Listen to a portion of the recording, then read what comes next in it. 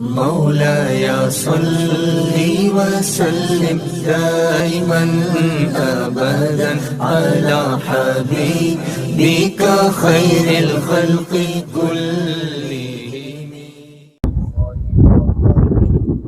الحمد لله رب العالمين والصلاة والسلام على سيد الأنبياء والمرسلين وعلى آله وأصحابه أجمعين أما بعد فأعوذ بالله من الشيطان الرجيم بسم الله الرحمن الرحيم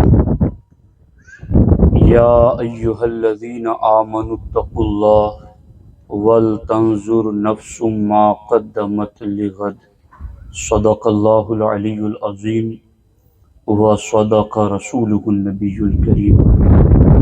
انتہائی احترام و عقیدت کے ساتھ حضور سید المرسلین، خاتم الانبیاء، شفیع المذنبین، رحمت للعالمین، خاتم المعصومین، راحت العاشقین، صلی اللہ تعالی علیہ وآلہ واصحابہ وبارک وسلم کی بارگاہ میں اپنی غلامی کا ثبوت دیں، اور جس طریقے سے میں پڑھا ہوں میرے ساتھ مل کر مرد حضرات بآواز بلند اور خواتین آہستہ آواز میں پڑھیں۔ الصلاۃ والسلام علیک یا رسول اللہ، الصلاۃ والسلام علیک یا حبیب اللہ، الصلاۃ والسلام علیک یا نبی اللہ، وعلی آلک واصحابک یا نور اللہ، صلی اللہ تعالی علیہ وسلم۔ دوستان محترم، ابھی مجھ سے پہلے حضرت مولانا جابر صاحب قبلہ ریحانی مومن بھائی کے دل کو خوش کرنے کے حوالے سے قرآن و سنت کی تعلیمات آپ کے سامنے پیش فرما رہے تھے۔ اللہ رسول کے حکم کے مطابق یقیناً مومن کے دل کو خوش کرنا یہ بہت بڑی نیکی ہے۔ اللہ تعالی ہم سبوں کو اس کی توفیق عطا فرمائے۔ میں نے قرآن مجید کی جو آیت مبارکہ پڑھی ہیں، اللہ رب العزت ارشاد فرماتا ہے، یا ایہا الذین آمنوا اتقوا اللہ، اے ایمان والو اللہ سے ڈرو، ولتنظر نفس ما قدمت لغد، اور ہر جان غور کر لے کہ کل کے لیے آگے کیا بھیجا ہے۔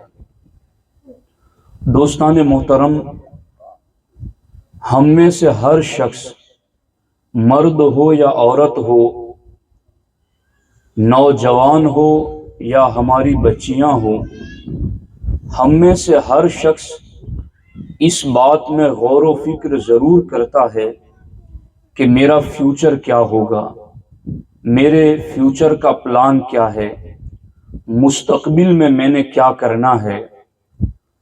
جہاں ہمیں اپنی دنیاوی لائف کے بارے میں مستقبل اور فیوچر کا سوچنے کی ضرورت پڑتی ہے، وہیں پر اللہ جل مجدہ الکریم ہمیں اپنے کل کے بارے میں غور و فکر کرنے کا حکم عطا فرماتا ہے کہ تم میں سے ہر شخص کو یہ غور کر لینا چاہیے کہ اس نے کل کے لیے کیا بھیجا ہے۔ ایُّ شیء قدمت من الاعمال لیوم القیامہ، قیامت کے دن کے لیے اس نے اعمال میں سے کون سا عمل آگے بھیجا ہے۔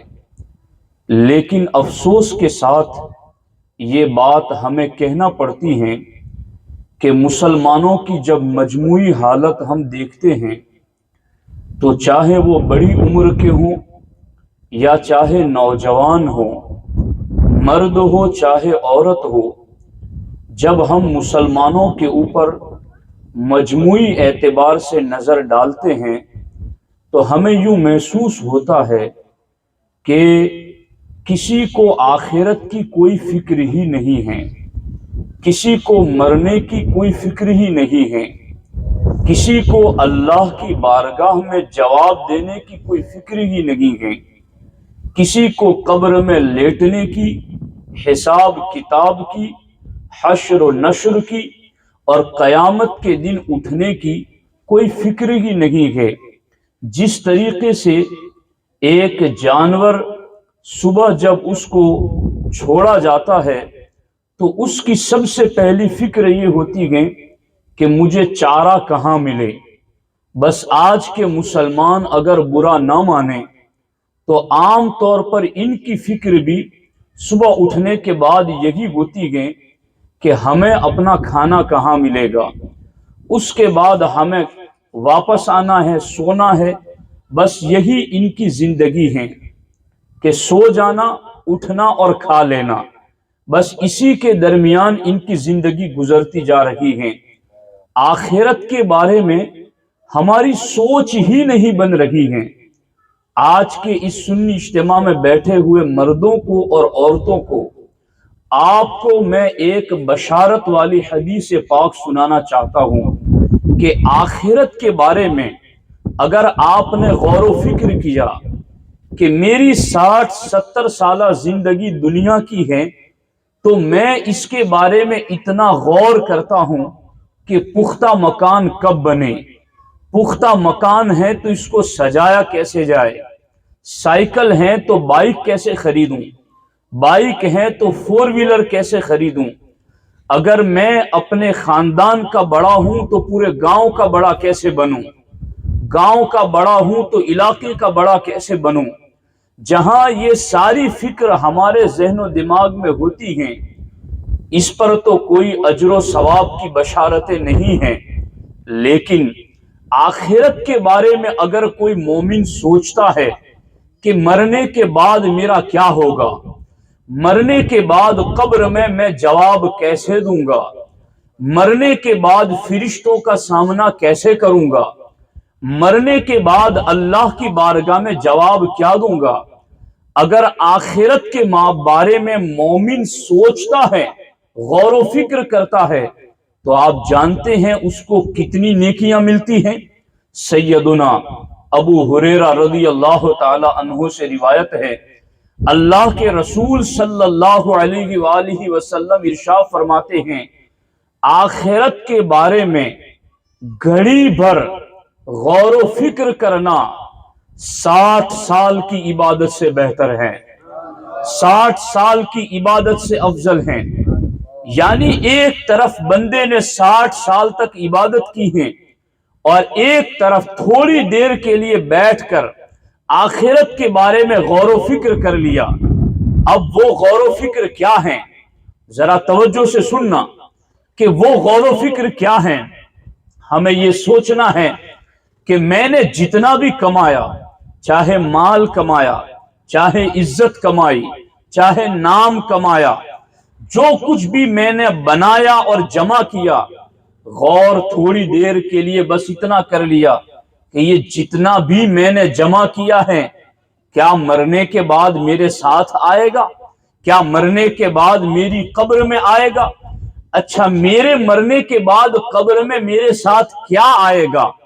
آپ کے دل سے آپ نے جب پوچھا اور دل نے آپ کو جواب دیا کہ مرنے کے بعد تو میری نیکیاں ہی کام آئے گی، میرے اعمال ہی کام آئیں گے، میری عبادت ہی کام آئے گی، اللہ رسول کی رضا کے لیے کیا ہوا کام ہی میرے کام آئے گا، آپ نے گھڑی بھر کے لیے یہ سوچ لیا، اپنا من بنا لیا کہ اب جو کام آنے والا ہے اس کو کیوں چھوڑ دوں، بس اتنا سوچنا 60 سال کی عبادت سے بہتر ہے، 60 سال کی عبادت سے افضل ہے۔ لیکن اب سوچ بناؤ، فکر بناؤ۔ میں اس سلسلے میں ایک اللہ کے ولی کی ان کی اپنی سرگزشت سناتا ہوں کہ وہ اپنے آپ کا حساب کتاب کس طریقے سے کیا کرتے تھے۔ حضرت مولا علی رضی اللہ تعالیٰ عنہ فرماتے ہیں आज अपना हिसाब किताब लिया करो, कयामत के दिन हिसाब आसान हो जाएगा। और अगर आज तुमने अपना हिसाब नहीं लिया तो कयामत के दिन तुम्हारा हिसाब बहुत कठिन हो जाएगा। अब दुनिया के अंदर हिसाब कैसे लेना है, इमाम गिजाली रदी अल्लाह ताला अन्हु लिखते हैं कि हजरत सैयदुना इब्न सिम्मा रदी अल्लाह ताला अन्हु बहुत बड़े अल्लाह के वली गुजरे हैं, रात दिन इबादत में गुजरते, अल्लाह रसूल की फरमा बरदारी में गुजरते, मगर जिन सालिहीन के मर्तबे बुलंद होते हैं वो अल्लाह की बारगाह में इतनी ही ज्यादा आजिजी इख्तियार करते हैं, इनकिसारी अपनाते हैं। उनका मामला ये था, जब उनकी उम्र 60 साल की हुई तो उन्होंने अपने नफ्स से कहा, इब्न सिम्मा तेरी जिंदगी के 60 साल गुजर चुके हैं। फिर उन्होंने 60 साल को 12 महीनों के साथ मल्टीप्लाई किया, ज़र्ब दिया। आज हम भी हिसाब लगाते हैं कि हमने पैसे इन्वेस्ट किए हैं तो मल्टीप्लाई करते हैं कि 1000 इन्वेस्ट किए हैं तो हमें कितना मुनाफा मिलेगा, तो हम 1000 को 4 के साथ मल्टीप्लाई करके देखते हैं तो हिसाब मिलता है कि 1000 लगाए हैं, महीने बाद 4000 हो जाएंगे, 4000 लगाए हैं, महीने बाद 8000 हो जाएंगे।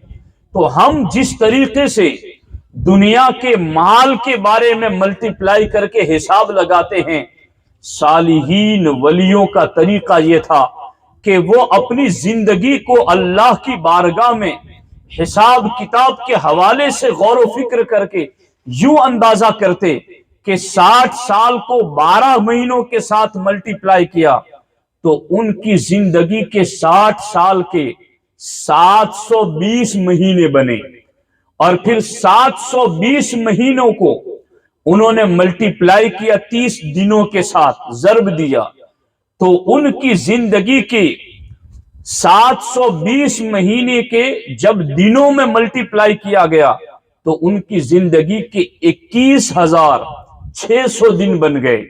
अब उन्होंने अपने नफ्स से कहा, ऐ मेरे नफ्स तेरी जिंदगी के 60 साल के 21,600 दिन गुजर चुके हैं, अगर रोजाना तूने एक भी गुनाह किया होगा तो 21,600 गुनाहों का बोझ उठाकर अल्लाह की बारगाह में जवाब क्या दे सकेगा, अल्लाह की बारगाह में तू खड़ा कैसे रह सकेगा।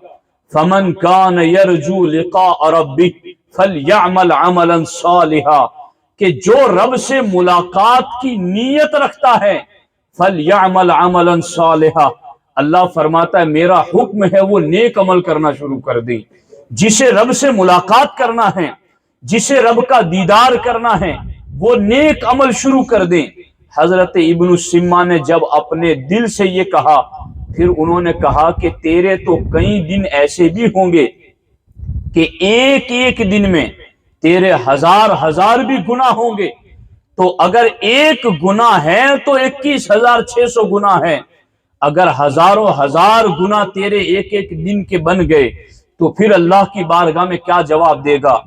ये हिसाब लिया और उसके बाद जमीन पर गिर गए, लोगों ने उनको हिलाया मगर उनके जिस्म से रूह निकल चुकी थी। दोस्ताने मोहतरम, आप अंदाजा लगाएं कि ये किस तरह से अपना हिसाब किया करते थे। आज हम मुस्लिम कौम को देखते हैं तो मुझे लोग 2-3 कैटेगरी में तकसीम नजर आते हैं। एक मुसलमानों का वो तबका है जो बड़े बुजुर्ग हो या जवान हो, उनको बस सिर्फ और सिर्फ दुनिया कमाने की फिक्र है, अजान की आवाज पर लब्बैक कहने की तरफ कोई ध्यान नहीं। अल्लाह मालिक निसाब बना दे तो ज़कात का फरीज़ा अदा करने की कोई फिक्र नहीं, अल्लाह साहिब इस्तिताअत बना दे तो हज अदा करने की कोई फिक्र नहीं। अल्लाह ने नेमतें बरसा दी हैं तो अपने हुकूक जिनके उन पर लाजिम हैं उनके हुकूक अदा करने की कोई फिक्र नहीं। बस उनकी जिंदगी एक ऐसी उधेड़ बन में गुजरती है कि सुबह हुई तो माल की फिक्र, शाम हुई तो माल की फिक्र, وہ سوچتے بھی ہیں تو دنیا کا اور جاگتے بھی ہیں تو دنیا کا، انہیں دین کی کسی بات کی طرف کوئی توجہ نہیں۔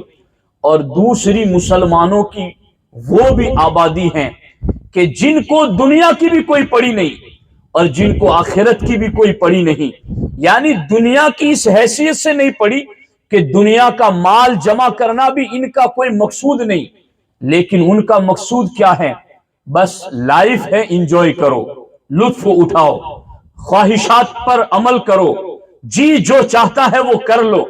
اور معاذ اللہ رب العالمین، کبھی کبھی اس فکر رکھنے والے لوگوں کی زبان سے بے باکی بھرے یہ جملے بھی سننے کو ملتے ہیں کہ پتہ نہیں مرنے کے بعد کس نے دیکھا کیا ہوگا، اس لیے جو کرنا ہے یہی کر لو۔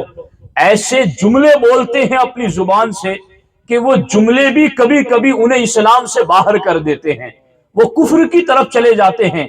دیکھو راستوں سے گزرتے ہوئے موبائل لے کر بیٹھے ہیں، گیم کھیل رہے ہیں، جوا کھیل رہے ہیں، ناجائز عورتوں سے رابطہ کر رہے ہیں، اور اس طرح سے ان کے گھنٹوں گھنٹے گزر جاتے ہیں۔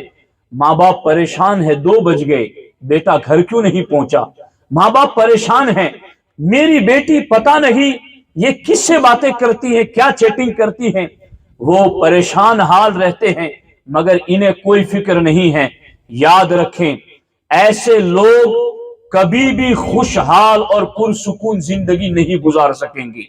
ایسے لوگ جتنا بھی دلدلوں میں پھنستے چلے جائیں گے اتنا ہی زیادہ غمگین ہوتے جائیں گے، اس لیے کہ گناہ کبھی سکون نہیں دیتا۔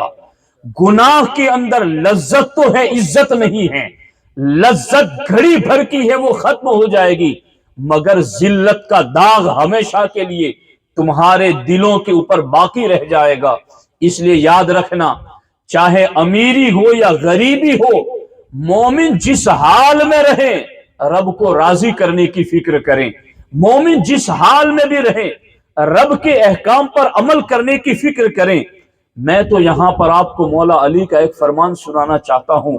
حضرت مولا علی رضی اللہ تعالی عنہ اکیلے تھے، زارو زار رو رہے تھے، دنیا کی طرف متوجہ ہو کر حضرت مولا مرتضی رضی اللہ تعالیٰ عنہ ارشاد فرماتے ہیں، تو بن سور کر کے فتنوں میں ڈالنا چاہتی ہے، میں تجھے 3 طلاق دے چکا ہوں۔ اور پھر حضرت مولا علی رضی اللہ تعالیٰ عنہ دنیا سے مخاطب ہونے کے بعد اپنے نفس کی طرف، اپنے دل کی طرف متوجہ ہو کر ارشاد فرماتے ہیں کہ آخرت کا سفر بہت لمبا ہے، سامان تھوڑا ہے اور راستہ بہت پر خطر وحشتناک ہے۔ کیسے منزل پر پہنچو گے؟ یعنی آپ نے غور کیا ان 3 جملوں پر؟ پھر سے سنیے، دھیان لگائیے، توجہ کیجیے۔ ایک ہے میں اور آپ جب منزل پر پہنچنا چاہتے ہیں، یہاں سے بمبئی جانا ہو، بھڑوچ جانا ہو، تو ہم کہتے ہیں یار راستہ بہت خراب ہے، اس لیے 1 گھنٹے پہلے نکلو، چونکہ راستہ خراب ہے، ٹریفک ہوگی، گاڑیاں دھیمی چلانی پڑے گی، اس لیے ہم 1 گھنٹہ پہلے ہی نکلتے ہیں کہ 1 گھنٹے کا سفر ہے تو 1 گھنٹہ ایڈوانس نکلتے ہیں، چونکہ راستہ خطرناک ہے۔ حضرت مولا علی فرماتے ہیں کہ تم دنیا کی جس منزل پر پہنچنا چاہتے ہو وہاں راستہ خطرناک ہوتا ہے تو تم پہلے سے تیاری کرتے ہو، تو آخرت کا تو راستہ ہی بڑا خطرناک ہے، جنت تک پہنچنے کا راستہ ہی وحشتناک ہے۔ اور پھر مولا علی فرماتے ہیں زیادہ راہ تھوڑا ہے، سامان تھوڑا ہے تمہارے پاس، سفر لمبا ہے، اور اس لمبے سفر میں کھانے کے لیے، پینے کے لیے سامان اگر تھوڑا ہو تو پھر تمہیں اور زیادہ فکر لگ جانی چاہیے کہ لمبا سفر ہو اور سامان تھوڑا ہو تو منزل پر کیسے پہنچیں گے۔ مولا علی رضی اللہ تعالیٰ عنہ فرماتے ہیں سفر بھی لمبا ہے، سامان بھی تھوڑا ہے اور راستہ خطرناک ہے، سوچ لو کہ منزل پر کیسے پہنچو گے۔ کیا ایسے ہی پہنچ جاؤ گے صرف خواہشات سے، صرف تمناؤں سے، صرف امیدوں سے؟ اللہ کے رسول علیہ السلام نے فرمایا حفت النار بالشہوات وحفت الجنت بالمکارہ۔ اللہ کے رسول علیہ السلام فرماتے ہیں جہنم خواہشات کے پردے میں لپٹی ہوئی ہیں، اور جنت ناپسندیدہ چیزوں کے پردے میں لپٹی ہوئی ہیں. جنت تک جانا بھی ہے اور تمہیں بڑی ناپسندیدہ چیزوں سے گزرنا پڑے گا. فجر کے وقت نیند توڑ کر کے جاگنا تمہاری طبیعت کے لیے ناگوار ہوگا، مگر جنت اسی کے پردے میں لپٹی ہوئی ہے. تمہیں اپنا مال زکات کے طور پر نکالنا بڑا ناگوار لگے گا، مگر اسی ناگواری کے پردے میں جنت چھپی ہوئی ہے. اپنے والدین کا حق ادا کرنا، اپنی اولاد کا حق ادا کرنا، اپنے اہل ایمان پڑوسیوں کا حق ادا کرنا، یہ سارا تمہیں ناگوار گزرے گا، مگر اسی ناگواری کے پردے میں جنت چھپی ہوئی ہے. تم وضو کرنے کے لیے جاؤ گے، کبھی ٹھنڈی کے موسم میں ٹھنڈے پانی سے وضو کرنا ہوگا تو تمہیں یہ چیز ناپسندیدہ لگے گی، مگر اسی کے پردے میں جنت لپٹی ہوئی ہے. تو جنت تک جانا سامان تھوڑا ہے، راستہ خطرناک ہے اور راستہ بہت لمبا ہے. تو اور یہ جنت شہوت، جنت ناپسندیدہ چیزوں کے پردے میں لپٹی ہوئی ہے. اس لیے جو چیز طبیعت پر ناپسند گزرے، گرا گزرے، تو پھر سمجھ جانا اسی کے پردے میں جنت لپٹی ہوئی ہے. جانا ہے جنت والی منزل تک تو ان ناپسندیدہ چیزوں کو برداشت کرنا ہے. اور اگر جنت تک نہیں جانا تو ہمارے نبی نے ارشاد فرمایا حفت النار بالشہوات، جہنم شہوتوں کے پردے میں لپٹی ہوئی ہیں. نیند کی لذت، سوتے رہو، نماز پڑھو یا نہ پڑھو، اگر یہ شہوت پر عمل کرنا ہے تو جہنم اسی پردے میں لپٹی ہوئی ہیں. مال کو جمع کرنے کی ہرس اتنی زیادہ ہے کہ زکات والا فریضہ ادا نہیں کرنا ہے تو اس خواہش پر عمل کرنے ہی کے پردے میں جہنم لپٹی ہوئی ہے. حقوق کی ادائیگی کے بارے میں خواہشات پر عمل کیا، لذتوں کے بارے میں خواہشات پر عمل کیا، جنسی تسکین کے بارے میں ناجائز خواہشات پر عمل کیا تو اسی کے پردے میں جہنم لپٹی ہوئی ہے. جو ان ناجائز خواہشات کے قریب گیا اب وہ جیتے جی ہی جہنم کے قریب چلا گیا، اور جو جیتے جی اللہ رسول کے احکام پر عمل کرتے ہوئے ناپسندیدہ چیزیں ٹھہری مگر پھر بھی کر لی، طبیعت پر گرا گزری پھر بھی کر لی، سمجھ جاؤ جیتے جی ہی جنت کے قریب پہنچ گیا. تو اب یہ ہے راستہ، لمبا بھی ہے، خطرناک بھی ہے، سامان تھوڑا ہے. اسی لیے حضرت امیر المومنین عثمان غنی رضی اللہ تعالی عنہ جب قبر کے پاس جاتے اتنا روتے کہ داڑھی آنسوؤں سے تر ہو جاتی، کبھی کبھی بے ہوشی طاری ہو جاتی. لوگوں نے کہا حضور جہنم کا ذکر آتا ہے، باقی باتوں کا ذکر آتا ہے تو آپ اتنا نہیں روتے جتنا قبر کا ذکر اور قبر کے پاس بیٹھ کر آپ اتنا روتے ہیں، ایسا کیوں ہے؟ جواب سنو، دلوں پر نوٹ رکھو، یہ چند گنی ہوئی باتیں ہیں. زندگی بدلنے کے لیے کوئی بڑی گھنٹوں کی تقریریں ضروری نہیں ہیں. ایک بات کو تھام لو اور پھر صراط مستقیم پر چلنا شروع کر دو. دیکھو یہاں پر کہ حضرت عثمان غنی سے پوچھا گیا قبر کو دیکھ کر اتنا کیوں روتے ہو؟ آپ فرماتے ہیں اس لیے کہ میں نے اپنے نبی علیہ الصلوۃ والسلام سے سنا ہے کہ قبر آخرت کی منزلوں میں سے پہلی منزل ہے. جو یہاں کامیاب ہو گیا وہ آگے بھی کامیاب ہو جائے گا. جس کے لیے یہاں آسانی ہو گئی اس کے لیے آگے بھی آسانی کر دی جائے گی. میں اس پہلی منزل پر کیوں نہ روؤں؟ میں تو دعا کرتا ہوں کہ اللہ اس پہلی منزل کو میرے لیے آسان کر دے. غور کرو، وہ بخشے بخشائے ہوئے لوگ جنہیں 18 مرتبہ سرکار نے جنت عطا فرمائی، جنہیں بار بار سرکار نے جنت کی بشارتیں دی، سرکار نے اپنی 2 بیٹیاں یکے بعد دیگر جن کے نکاح میں دے کر کے انہیں ذوالنورین بنا دیا، اور سرکار نے فرمایا میری 40 بیٹیاں بھی ہوتی اور یکے بعد عثمان کے نکاح میں انتقال کرتی تو میں اپنی 40 بیٹیاں عثمان کے نکاح میں عطا کر دیتا. جن کے مرتبے اتنے بلند ہیں وہ آخرت کی فکر کتنی کر رہے ہیں، اور جن کے پلے کچھ نہیں ہیں وہ کس سوچ میں ہیں. ہمارے یہاں کیا معاملہ ہے؟ لوگوں کو جب کہا جاتا ہے تو لوگ بڑی سادگی سے کہہ دیتے ہیں اللہ نکتے نواز ہیں، بخش دے گا. ہمارے نبی کا ارشاد سنو، سرکار دو عالم صلی اللہ علیہ وسلم ارشاد فرماتے ہیں عقل مند شخص وہ ہیں جو عمل کرے اور موت کے بعد کی زندگی کے لیے کام کریں، اور بے وقوف شخص وہ ہے جو خواہشات پر عمل کریں اور رب کی رحمت سے امید لگائیں۔ وہ کر تو رہا ہے گناہ کے کام اور بات رب کی رحمت کی کر رہا ہے۔ ہمارے نبی علیہ السلام فرماتے ہیں ایسا شخص عقل مند نہیں، وہ بے وقوف ہیں، وہ نادان ہیں، وہ احمق ہیں، وہ دین کی سمجھ اور دین کی فہم سے دور ہیں۔ اس لیے ساتھیوں اپنے آپ کو بیدار کرو، تیار کرو، اور بس یہ دنیا کی زندگی بہت مختصر ہے، اس کو غنیمت سمجھو۔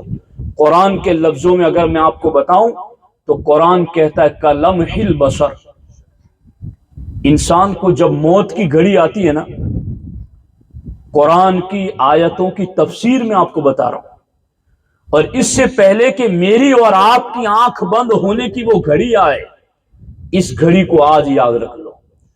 قرآن کہتا ہے موت کے وقت بندے کو ایسا لگے گا جیسے ابھی آیا تھا اور جانے کا وقت آ گیا۔ ہر شخص کو یہ لگے گا، کل یہ نہ کہہ سکو گے کہ ہمیں کسی نے یاد نہ دلایا تھا۔ یہ سنی اجتماع تمہیں یاد دلا رہا ہے، اور کوئی اگر یہ کہے گا کہ ہمیں کسی نے کہا نہیں تھا تو یہ عذر نہیں مانا جائے گا، اس لیے کہ جہالت عذر نہیں ہے۔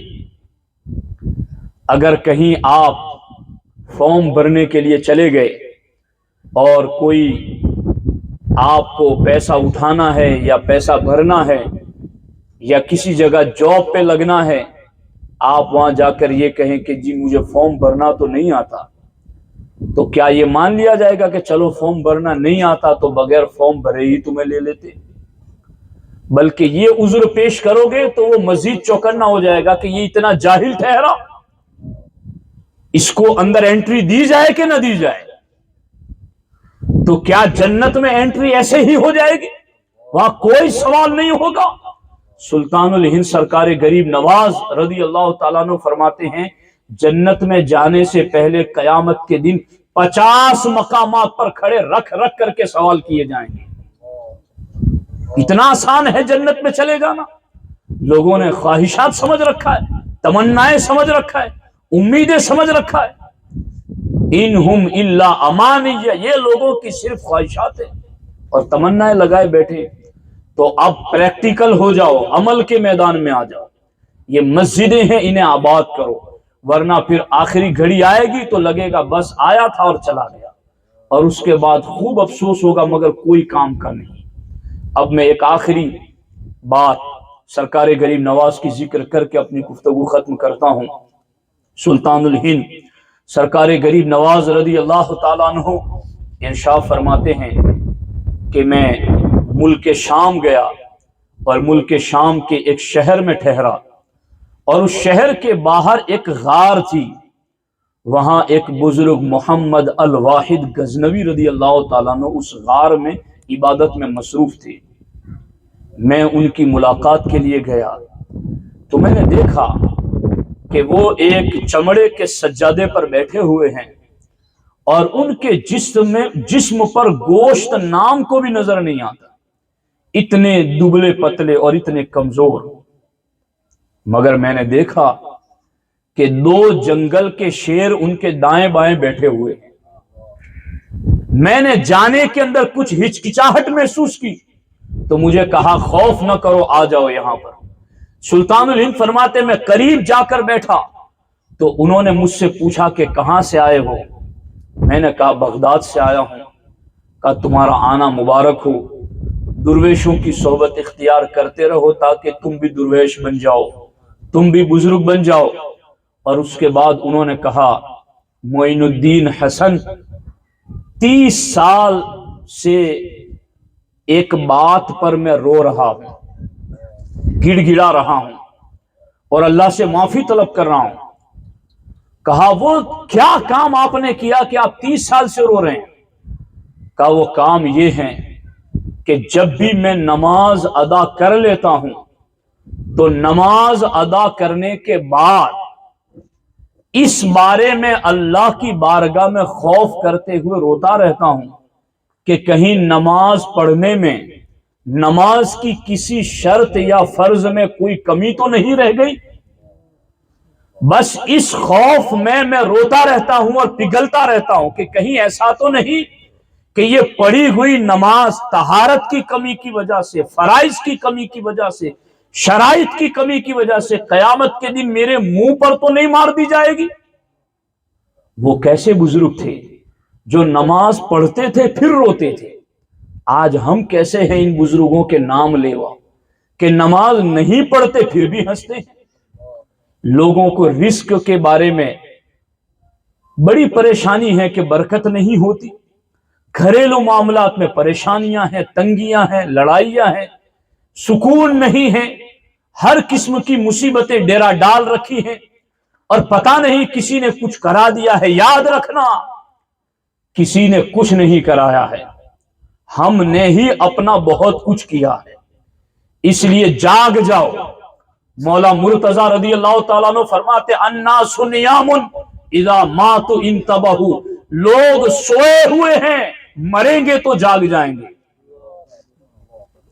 مرنے کے بعد جو جاگ آئے گی وہ تو آئے گی ہی آئے گی، مگر اس جاگ کے بعد کوئی فائدہ نہیں. آج جاگ جاؤ، اپنے آپ کو بیدار کرو، مسجدیں ہیں انہیں آباد کرو، نمازوں کی پابندی کرو.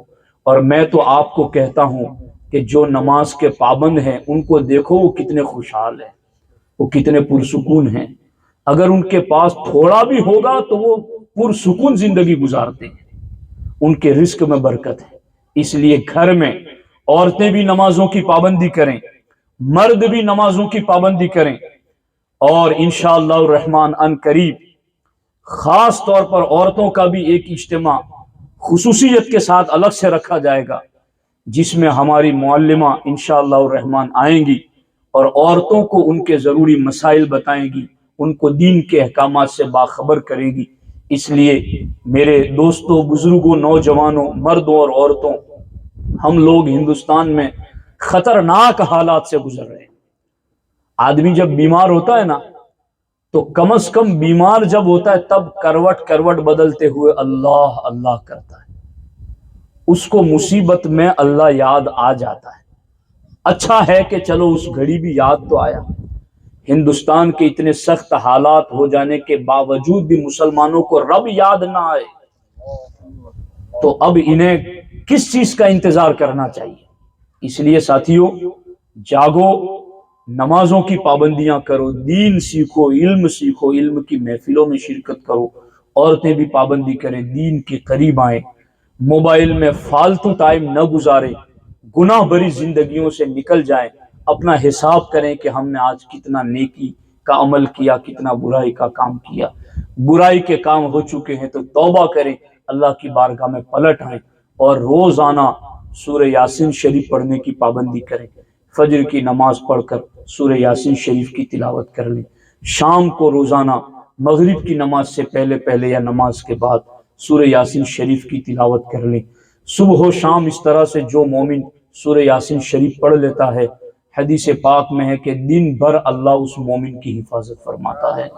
تو یہ سارے کام کرنے کے ہیں. ہر نماز کے بعد آیت الکرسی شریف کی تلاوت کر لیا کرو، اور قل اعوذ برب الفلق، قل اعوذ برب الناس پڑھ لیا کرو. اس طرح کے اوراد و وظائف کو اپنی زندگیوں میں داخل کرو تاکہ خوشحال اسلامی زندگی سے لطف اٹھا سکو. اللہ کریم مجھے آپ کو سب کو عمل کی توفیق عطا فرمائے. انشاءاللہ الکریم آئندہ سوموار کو ہفتہ